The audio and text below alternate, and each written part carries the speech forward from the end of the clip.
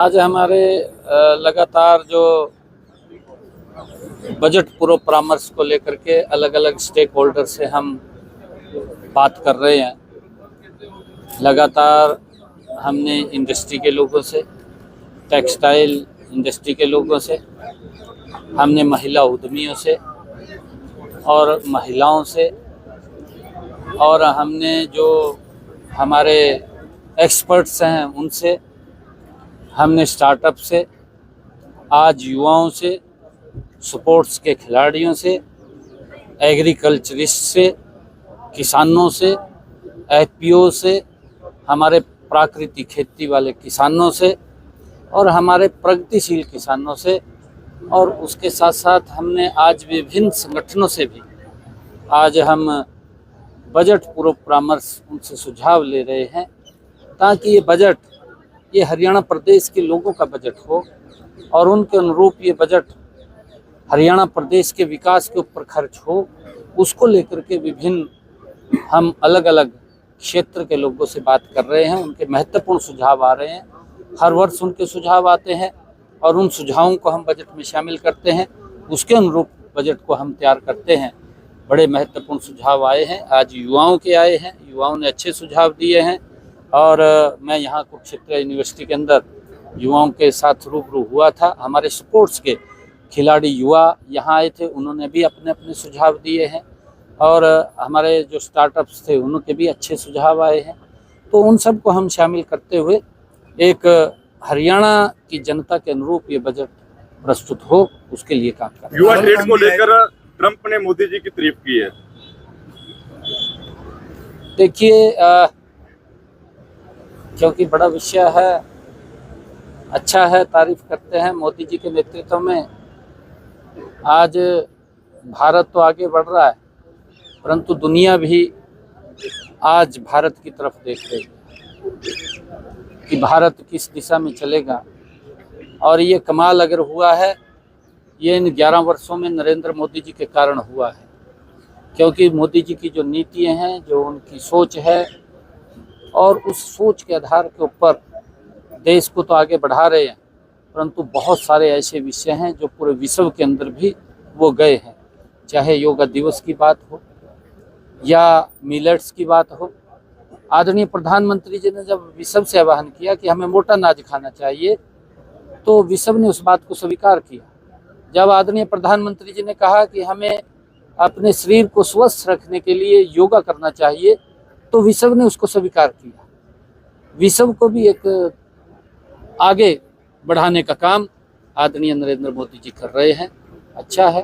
Rahul, Congress party का मंथन चला दो स्टेटों का, डिस्ट्रिक्ट प्रेसिडेंटों का, क्या मानते हैं मुकाबला कर पाएंगे? सिखा के गए हैं राहुल गांधी। देखिए, मैं तो हैरान इस बात से था कि 10 दिन तक मंथन चला है।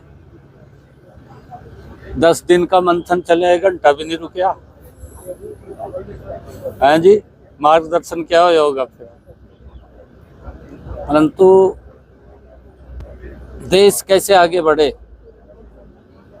देश कैसे मजबूत हो, ये अगर सीखना हो तो नरेंद्र मोदी जी से सीखना चाहिए, उनके जीवन से सीखना चाहिए, उनके जीवन से प्रेरणा लेनी चाहिए। ये नहीं है कि बड़का का किसी ने सड़क पर खड़ा कर दिया, ये कोई ट्रेनिंग थोड़ी हुई भाई। अगर कोई गलती या कहीं कोई सरकार गलती है, विपक्ष में हम क्या रहे नहीं, लंबे समय तक रहे ना विपक्ष में, परंतु देश के किसी व्यक्ति को कोई दिक्कत नहीं आती थी।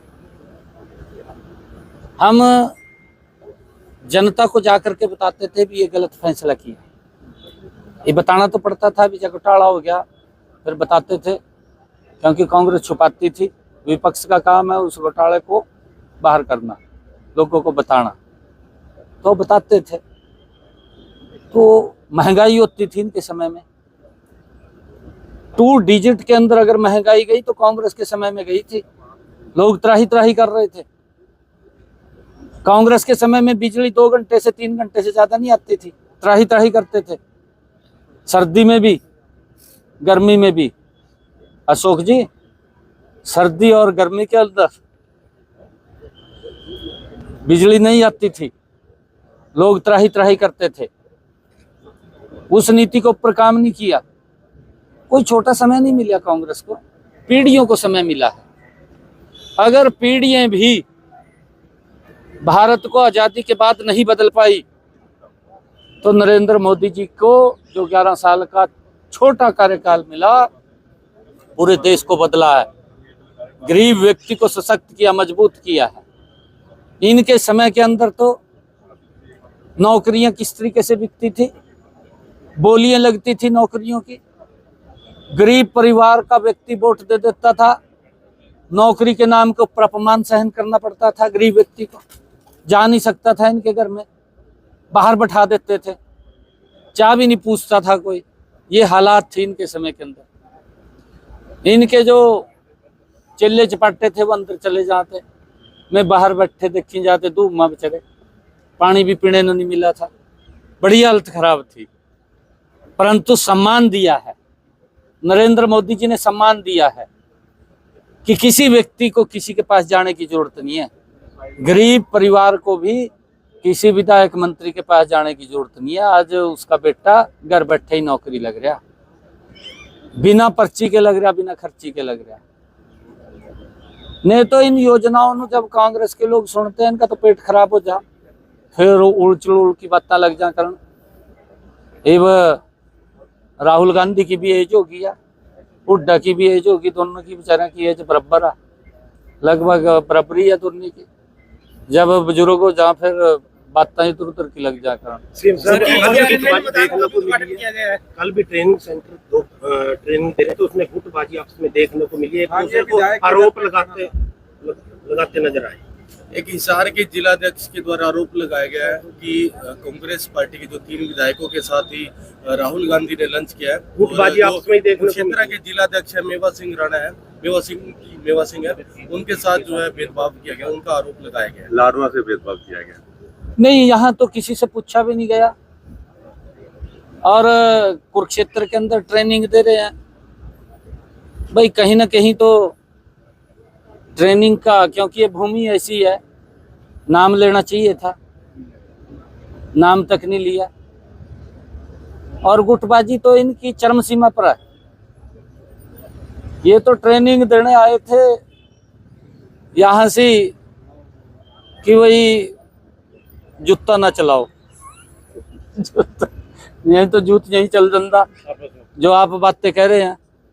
और तो घंटे के में निकल गया, गेट बंद था ना जी, गेट बंद था। मीडिया से। ठीक है, थैंक यू।